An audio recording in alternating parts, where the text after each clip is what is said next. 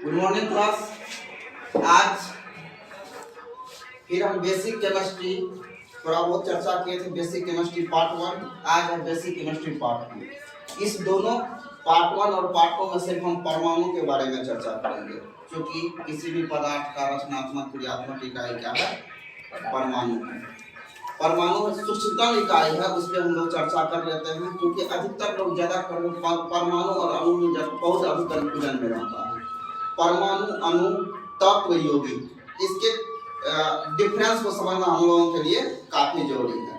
तो इससे पहले के क्लास में हम लोगों ने डाल्टन के सिद्धांत के बारे में पढ़ा था।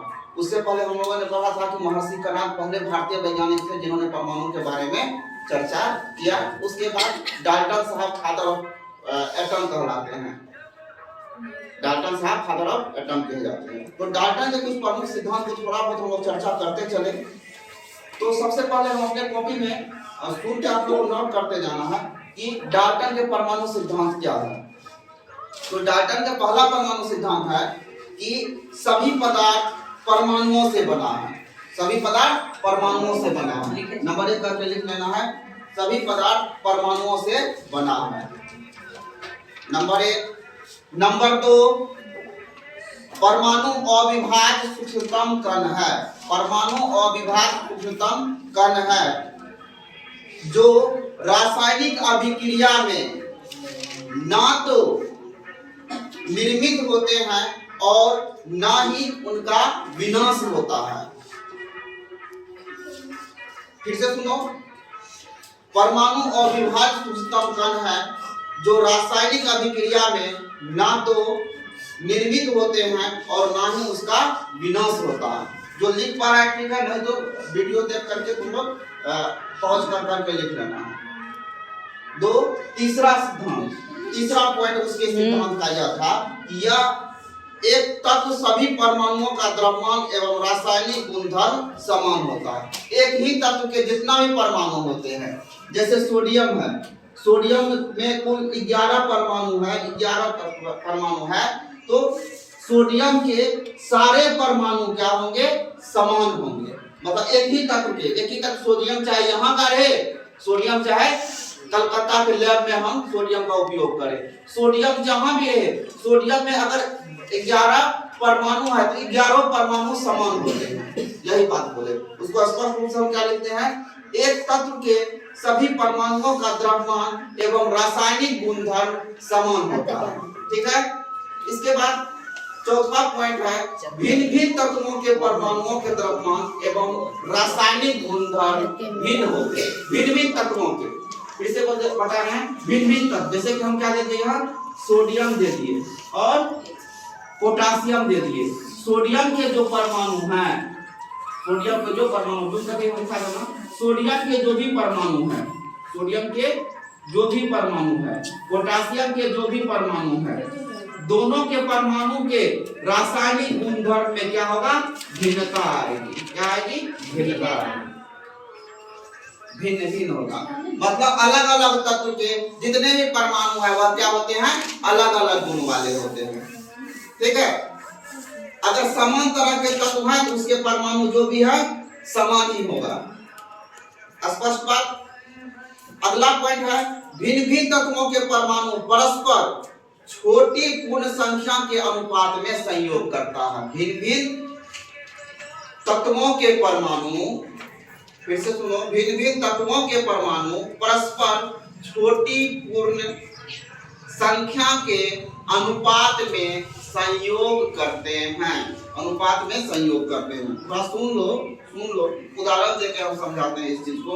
एग्जाम्पल में जैसे कि हम क्या दिए हैं? H2O। क्या दिए हैं? H2O। H2O में 2 तत्व है, एक हाइड्रोजन है और दूसरा ऑक्सीजन है। हाइड्रोजन है और ऑक्सीजन है। समझ पा रहे हो? हाइड्रोजन है और ऑक्सीजन है। हाइड्रोजन के जो भी परमाणु है, ऑक्सीजन के जो भी परमाणु है, यह क्या होगा? भिन्न भिन्न होगा। यह बात तो तय है। लेकिन यह जब भी आपस में मिलता है, जब भी आपस में मिलता है तो पूर्ण संख्या के अनुपात में, पूर्ण संख्या 1 2 3 4 5 पूर्ण संख्या है, पूर्ण संख्या भिन्न में नहीं, ऋणात्मक रूप में नहीं, पूर्ण संख्या के अनुपात में मिलता है। तो यहाँ देखो हाइड्रोजन का कितना परमाणु है बेटा? 2। ऑक्सीजन का कितना परमाणु है? 1। तो 2:1 में हाइड्रोजन और ऑक्सीजन का परमाणविक अनुपात क्या हुआ? 2:1। थोड़ा ध्यान देना, यह परमाणविक अनुपात कर रहे हैं, द्रव्यमानिक अनुपात नहीं कर रहे हैं। आगे के क्लास में हम बताएंगे परमाणविक अनुपात और द्रव्यमानिक अनुपात में क्या अंतर है। अभी हम सिर्फ चर्चा कर रहे हैं क्या होता है? परमाणुओं का अनुपात। मतलब हम यह चर्चा करेंगे कि जब भी जल बनेगा, H2O क्या है? जल है। H2O क्या है? जल है। जब भी जल बनेगा, हाइड्रोजन का 2 परमाणु, ऑक्सीजन का 1 परमाणु निश्चित अनुपात में मिलेगा, 2:1। यह बात डाल्टन साहब बोले थे। कुल मिलाकर के डाल्टन साहब यह बोले कि भिन्न भिन्न तत्वों के परमाणु परस्पर छोटी पूर्ण संख्या के अनुपात में संयोग कर यौगिक निर्मित करते हैं। यौगिक निर्मित करते हैं। यह सबसे बड़ा की पॉइंट है डाल्टन के परमाणु सिद्धांत का। डाल्टन के परमाणु सिद्धांत का सबसे बड़ा की पॉइंट है। अब हम लोग देखते हैं क्या है कि डाल्टन साहब जो अपने समय में सिद्धांत दिए थे, वह बाद में चल करके हमेशा सारा सिद्धांत सही नहीं हुआ, लेकिन उसके अनुसार से, उसके बेसिस पे बाद का नया सिद्धांत स्थापित किया भिन्न रासायनिक शास्त्रियों के द्वारा। चूंकि जिस समय डाल्टन साहब यह थ्योरी दिए थे, वह एक पूरी परिकल्पना के अनुसार दिए थे। उस समय बिजली का आविष्कार नहीं हुआ था। बिजली के आविष्कार के बाद भिन्न भिन्न उपकरण का आविष्कार हुआ, जिसके बाद खोज करने के बाद कुछ परमाणु सिद्धांत में ड्रॉबैक आया डाल्टन साहब की। कुछ एक ड्रॉबैक यह है कि जैसे कि अब हम अगला टॉपिक अपने कॉपी में बना के लिख देना कि परमाणु सिद्धांत की खामियां, डाल्टन के परमाणु सिद्धांत की खामियां। उसमें नंबर 1 पहला पॉइंट लिखना, जॉन डाल्टन की परिकल्पना थी कि या जॉन डाल्टन की परिकल्पना के अनुसार परमाणु अविभाज्य है। क्या बोले थे? परमाणु अविभाज्य है। लेकिन आधुनिक वैज्ञानिकों ने यह सिद्ध कर दिया कि परमाणुओं को विभाजित किया जा सकता है। जैसे हम पिछले कक्षा में बताए थे, परमाणु को बाद के वैज्ञानिकों ने 3 भागों में उसका अविभाजन बताया। एक इलेक्ट्रॉन, प्रोटॉन, न्यूट्रॉन। पिछले पार्ट 1 में चर्चा की है थोड़ा। तो साथ ही साथ वह बोले थे कि ना ही परमाणु का निर्माण किया जा सकता है, ना ही नष्ट किया जा सकता है, ना वह क्या एक अविभाज्य कण है। लेकिन बाद के परमाणु वैज्ञानिकों ने यह सिद्ध किया कि नहीं, परमाणु को भी विभाजित किया जाता है। परमाणु भी छोटे छोटे कणों से मिलकर के बना है, वह इलेक्ट्रॉन, प्रोटॉन और न्यूट्रॉन है। इसके बाद जॉन डाल्टन का परिकल्पना था कि एक ही तत्व के सभी परमाणु सभी प्रकार से समान होते हैं। एक ही तत्व के सभी परमाणु सभी प्रकार से समान होते हैं। लेकिन आधुनिक वैज्ञानिकों ने इसको भी निरर्थक सिद्धांत सिद्ध किया और बताए कि एक ही तत्व के परमाणुओं के द्रव्यमान विभिन्न हो सकते हैं। बाद में हम चर्चा करेंगे, जिसको हम लोग क्या कहते हैं, द्रव्यमान। एक ही परमाणु के द्रव्यमान भिन्न भिन्न हो सकते हैं, जिसको हम लोग कहते हैं आइसोटोप समस्थानिक।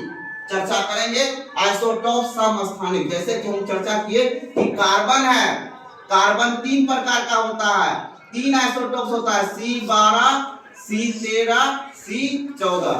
यह जो कार्बन है, तीनों तो कार्बन ही है, समान तरह के तत्व हैं, लेकिन इसका द्रव्यमान कितना होता है? इसका द्रव्यमान होता है कार्बन 12 का 12, इसका द्रव्यमान होता है 13, इसका द्रव्यमान होता है 14। और इस केस को हम लोग नाम दिए हैं समस्थानिक।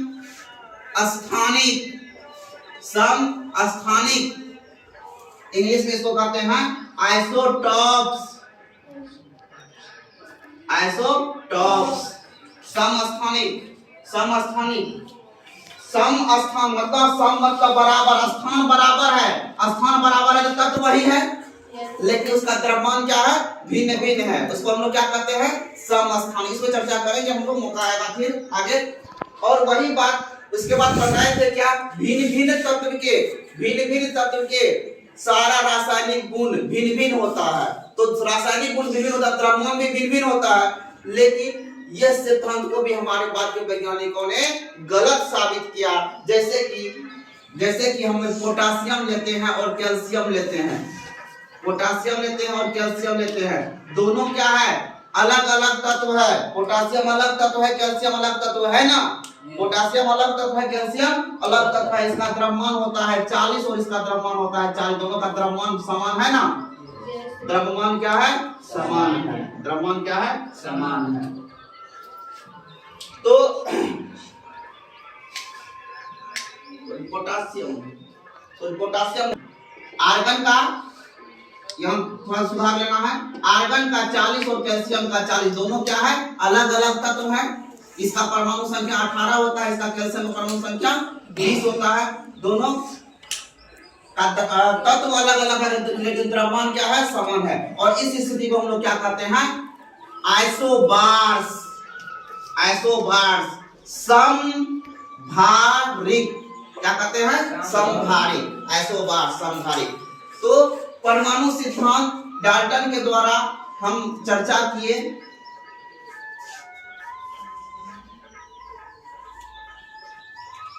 क्योंकि हमारा मूल टॉपिक अभी क्या है? क्योंकि हमारा मूल टॉपिक है अभी परमाणु।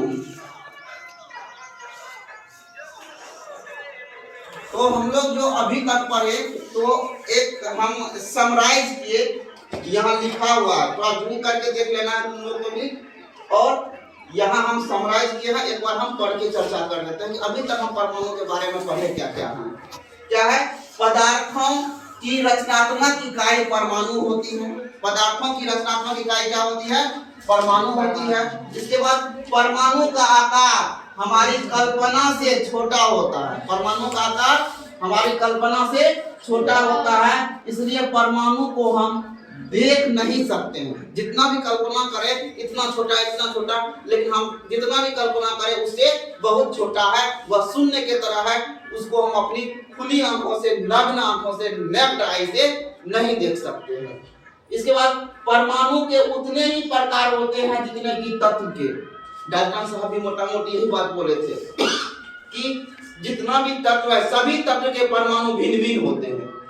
तो जितना तत्व उतना परमाणु, जितना तत्व उतना परमाणु। इसके बाद परमाणु किसी द्रव्य के सबसे छोटे कण होते हैं। परमाणु किसी द्रव्य के, द्रव्य मतलब द्रव्य बोल रहे हैं, द्रव्य मतलब पहले क्लास में पता है, द्रव्य मतलब पदार्थ। इस द्रव्य मतलब क्या? पदार्थ। पदार्थ के सबसे छोटे कण होते हैं। इसके बाद नोट में हम दिखाए इंपॉर्टेंट पॉइंट है, किसी परमाणु के आकार की उसकी त्रिज्या द्वारा दर्शाया जाता है। आकार किसके द्वारा दर्शाया जाता है? त्रिज्या के द्वारा, क्योंकि हम यह मान के चलते वह क्या है? गोल है, और उसकी त्रिज्या के द्वारा हम दर्शाते हैं कि परमाणु का आकार कितना है। ठीक है, जिसको हम लोग क्या कहते हैं? परमाणु त्रिज्या कहते हैं। क्या कहते हैं? परमाणु त्रिज्या कहते हैं। इसके बाद परमाणु त्रिज्या को हम लोग किस में मापते हैं? इसका इकाई क्या है? यूनिट क्या है? नैनोमीटर। क्या है? नैनोमीटर। इसके बाद नैनोमीटर लंबाई का सबसे छोटा मात्रक है। नैनोमीटर लंबाई का सबसे छोटा मात्रक है।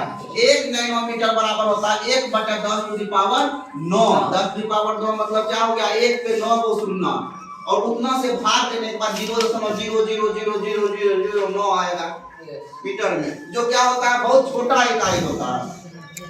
तो इसका इकाई देखो, इसको हम सिंबॉलिक रूप में लिखे 1 नैनोमीटर बराबर 1/10⁹9 मीटर। अब देखो घातांक हम लोग पढ़े हैं, एक्सपोनेंट पावर 10⁹9 नीचे में है, ऊपर जाएगा क्या? माइनस में आ जाएगा, 10⁻⁹ मीटर हो जाएगा।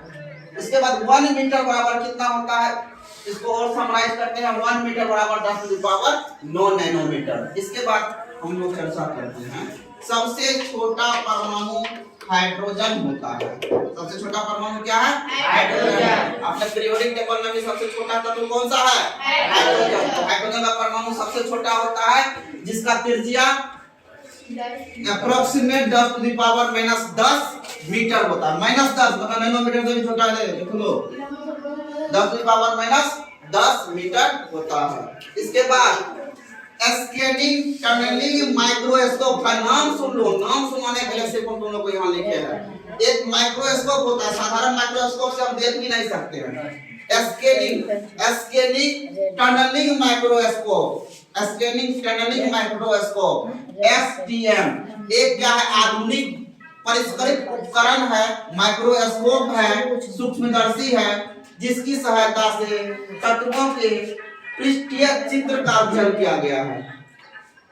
पृष्ठ का चित्र का अध्ययन किया गया है, जिसमें उपस्थित परमाणु हमको इस रूप में दिखाई देता है। स्पष्ट देखते देखते हम देखे क्या कि यह क्या है कि चक्कर के रूप में उभरा हुआ है ना, चक्कर के रूप में उभरा हुआ है। तो मोटा मोटी परमाणु के बारे में जो बेसिक थिंग था, हम यह सब कुछ सॉर्ट आउट करने का प्रयास किए हैं। आप लोग नोट बुक में निश्चित रूप से सारे डिस्कशन को नोट करना है। जिसका जो क्लास में छूट पा रहा है, विद्या निकेतन +2 कोचिंग सेंटर के नाम से YouTube पे सर्च करना है, आ जाएगा लिंक, और आप उससे वीडियो देख करके सॉर्ट आउट कर सकते हैं, लिख सकते हैं। ठीक है, थैंक यू।